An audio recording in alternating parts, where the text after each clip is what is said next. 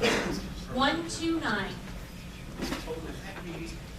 Hi, I talked to Congressman before we came in and I asked him about this thing, that education, the governor went through an education bill where he signed K through 12 will not be funded. And we were wondering about the university and the tuitions at the university and the research facility. They seem to wish to research probably inappropriate things. Would you please ask them nicely to research something appropriate, like perhaps genetics or something like that? I asked him. I think when we're talking about education, is something, my family, we obviously wrote it out. I'm the first member of my family to be able to go to college and to be able to get a degree. And we need to make sure that, it's a question that I've asked both of our state universities in terms of some of the costs, where we're seeing greater increases in inflation in terms of tuition costs that are certainly impacting a lot of our kids right now. I think there needs to be truly some accountability on that. I'd actually put in a bill because as a state, this is something that we do need to be able to have an actual concern about. When we look down the road, our entire budget for the state, we won't have money for roads, we won't have money. Education and Medicaid, not Medicare, but Medicaid, will consume the entire state budget of Colorado. And so we've got to be able to look at some alternatives in terms of funding. One of the bills that I put in was called Education and Energy. It used 2011 as a baseline.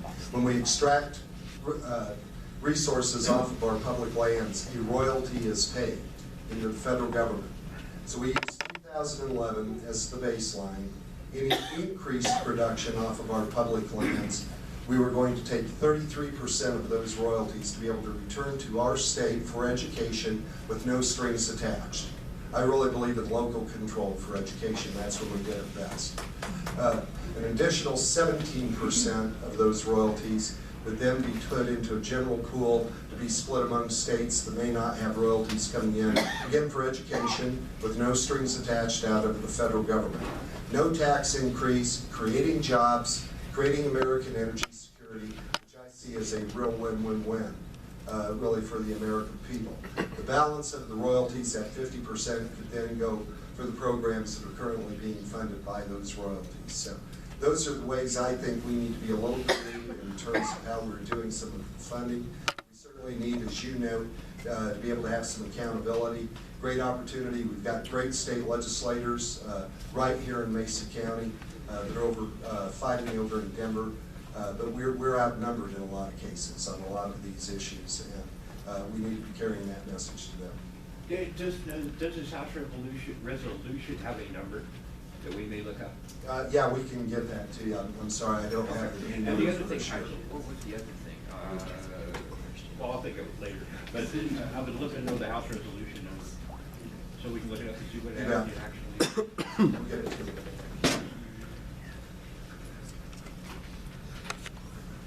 101.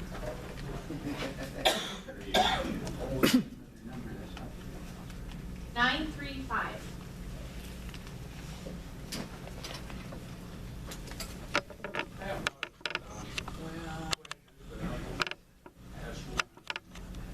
When they finish with all of these hearings in Washington, like Benghazi, the IRS, the FBI and all, are they really going to take any action, or are they just going to transfer a few people to other areas where they continue to collect their salaries and their benefits as has been done in the past?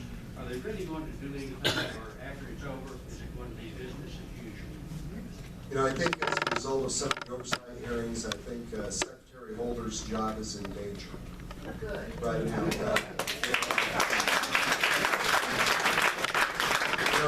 If you look back and you recall, it's something that many of us have now put on the shelf and probably forgot about. There was something called Fast and Furious that went on. The Secretary was held in contempt of Congress, something that I voted for. So this oversight does have a role to be able to play. We're now seeing with Benghazi people stepping forward. They're being called whistleblowers. Yeah, I kind of prefer to call it truth tellers. To be able to come forward and address that. We're seeing the same thing now starting to happen In regards to the IRS, I believe we'll probably see the same things in terms of some of the assaults on the First Amendment being directed towards reporters in the AP and in Fox News as well. And I think this oversight that we can do, there's some limitations, and I know those of you that are in this room engaged and understand the process. We've got the House of Representatives, then we also have something called the United States Senate. And then we have the President. That has said this is constitutionally how our process actually works. The House has been keeping the pressure on in regards to this oversight. We need to make sure that we have the facts lead us where to go. But I think there's a lot of information there, and I think that we will probably see some resignations that will take place. I'm a little frustrated, like you, with Lerner coming before the Oversight Committee, making a statement, proclaiming innocence, and then taking the Fifth Amendment. Trey Gowdy, out of South Carolina, is a colleague of mine, questioned whether or not she had surrendered her Fifth Amendment privilege at that point. You know, it's something that I would probably concur on. She is now on administrative paid leave. I'd heard a report the other day this can last ultimately through the appeals process for up to 3 years. This is something that, you know, I think creates real frustration for a lot of Americans when we want to just be able to find out the truth. We want to make sure that we have the freedom to be able to speak our mind, no matter where you stand, no matter what your position is on an issue. As I stated, liberal or conservative, we've got to be able to protect that freedom for Americans, and we will keep that pressure up. One last comment. Yes, sir. While she's on administrative paid leave, that's $288,000 a year. For doing this. And this, yeah, paid for the White House. And this is, you know, they're effectively unionized, and this is in the agreement that has been put into place over a number of years. This is something I think that policy and Congress certainly needs to look at. Being frank with you, as I know you understand, if we were to pass a bill through the House, the likelihood of it being taken up by Harry Reid in the Senate is probably problematic at best. But I think just focusing the attention and just some of the frustration that you and a few others look, if I'm reading your eyes correctly, in regards to having somebody paid in this particular instance is a little bit beyond the pale and something certainly worthy of the attention of some legislation. 121.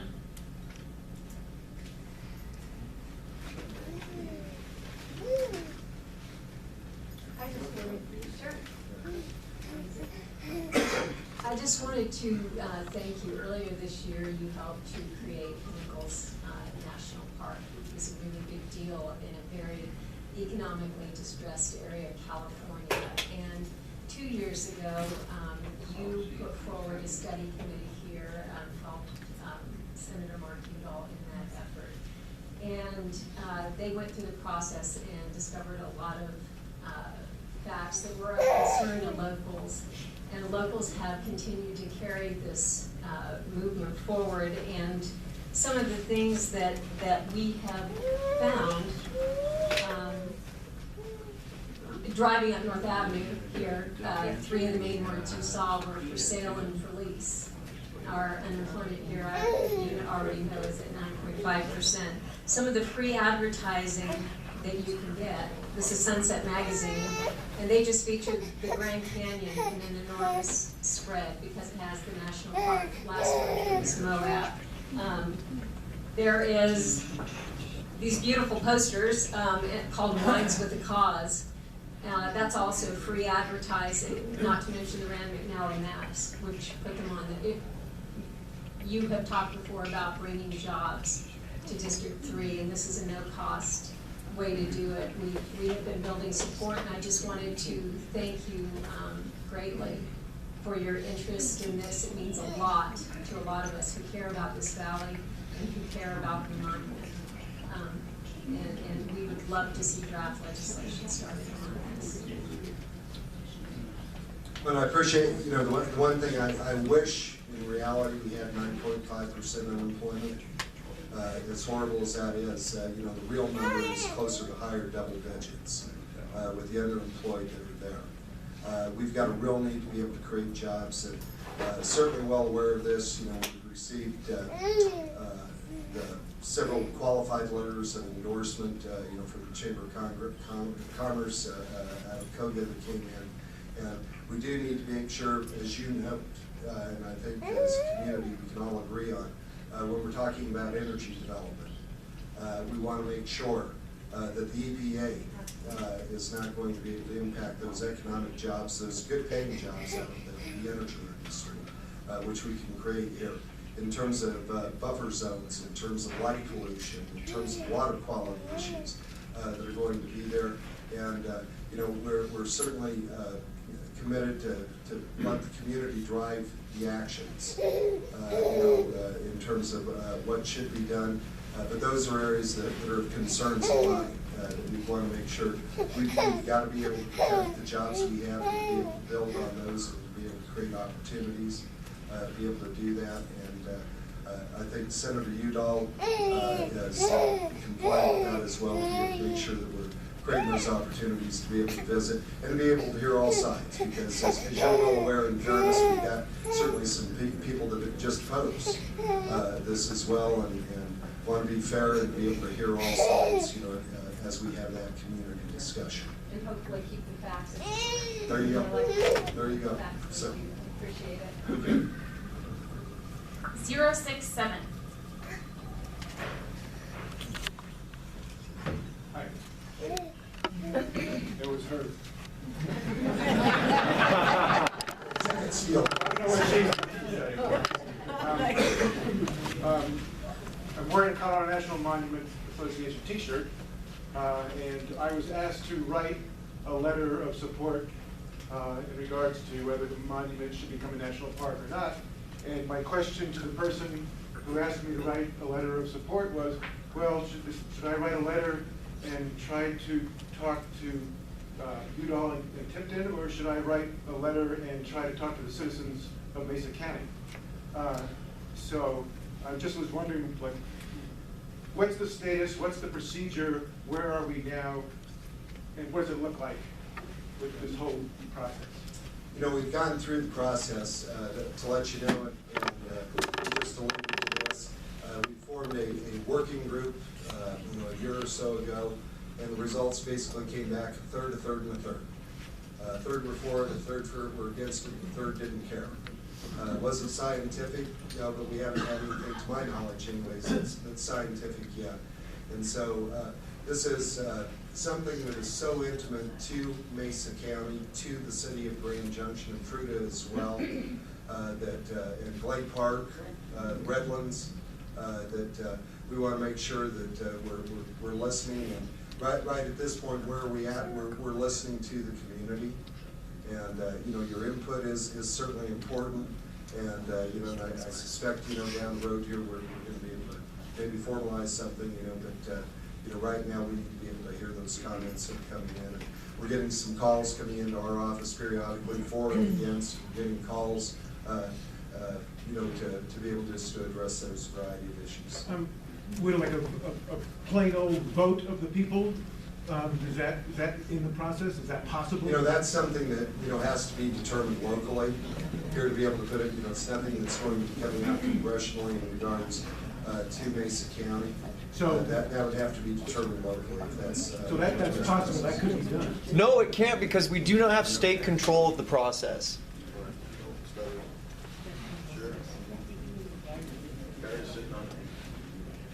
So no. Next question, 083.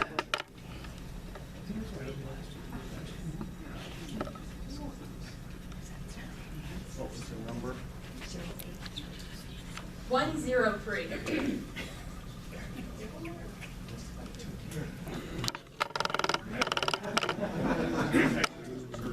So I'm a Steeler as well. I've heard a lot of talk about jobs, and to be frank, the energy industry over here is hemorrhaging jobs. Right now in Nuclear, Colorado, we have a coal mine that's shut down by the federal government, won't give them more leases, which has also shut down a power plant. That's 200 jobs in a town that is shrinking by the day. Rangeley, Colorado, talked to the principal of the high school up there when I was up for basketball this year. 118 students. The town is shrinking because there are not jobs for people. We have 15% unemployment here. We have a mine sitting up in Penn that's at 20% capacity because a federal investigator saw one indicator that had a high CO level, and it went in and went like this. Does this feel hot? Yeah, it does. Maybe I shut the mine down. The energy industry on the western slope is under attack, and those are jobs, quite simply, that we need because they pay more than tourism jobs. A lot more. And we are paying the price. This area is under attack, and we need to know that you're going to do something more than pass a couple bills about it, because this area is under attack by the federal government, by our state government, and we have no way to fight back. We have no voice right now, and it's very frustrating. What happens when you shut mines down like this is it affects the whole community. The company I work for, our sales are down 40% right now because those mines are shut down and we can't sell the product. That means more jobs in the community. For every job we lose in the energy sector, it costs us another 6 to 7 jobs on the western slope. That's my main concern and my question. We need to know that you're going to fight for not just clean energy, but energy. And I think, Rick, as you probably know from my record, I think I've been, okay, I'm sorry, we have been fighting to be able to create those jobs. I think I've got a pretty good track record. Called for the responsible development of it, and you share that. And we're going to continue to it, that Planning for America's Energy Future Act, because it's more than just raising your voice, because anybody can walk into a room and anybody can get on camera. But that's not going to pass legislation that's going to be able to have real impact. So that is an important part of it. That's important from the standpoint that we have been holding those oversight hearings, be able to call them to task in terms of the economic impacts, cost benefit. We voted for the RAINS Act to be able to get the federal government, just like we are in the state of Colorado, involved into that process of regulations and the real impacts that we're truly seeing on our businesses. I've talked to some of those 400 miners down in the Paonia area that have lost those jobs. They're waiting to be able to go to work. Do they love their kids? They do. Do they love their spouse? They do. Do they care about where they live? They do. And we need to be able to make sure that they're having the opportunity to be able to create good jobs. You know, when we're talking about coal, I continue to invite people to come with me up to Craig, Colorado, if you want to be able to see blue skies in a coal-fired power plant. We've got good technology to be able to do that. It is great technology, and to be able to get those. And so we do need your support, though, as well, to make sure this is, we can be the voice. We've been fighting for this since the day I took office. For the responsible development of those resources, and to be able to get our people back to work, because just like you, literally breaks your heart to be able to drive down the street and be able to see empty homes, to be able to see empty businesses that were full just a few years back. And we are part of the solution right here in western Colorado for a lot of what ails this country. You know, I voted for the Keystone Pipeline. That northern lateral of it, to be able to get that completed.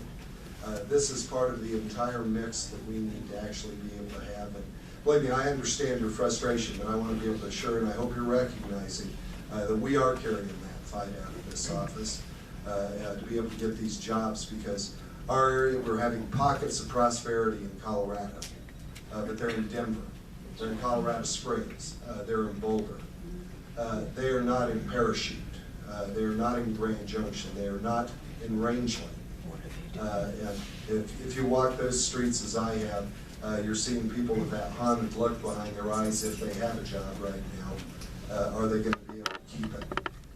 And this is something that we are dealing with the administration with and pushback. It goes back to John's question in terms of what the secretary and some of the policies that are going to coming out of there. And we need to be getting in contact, you're in contact with me to make sure that our senators are on board. Not let's create jobs just via catch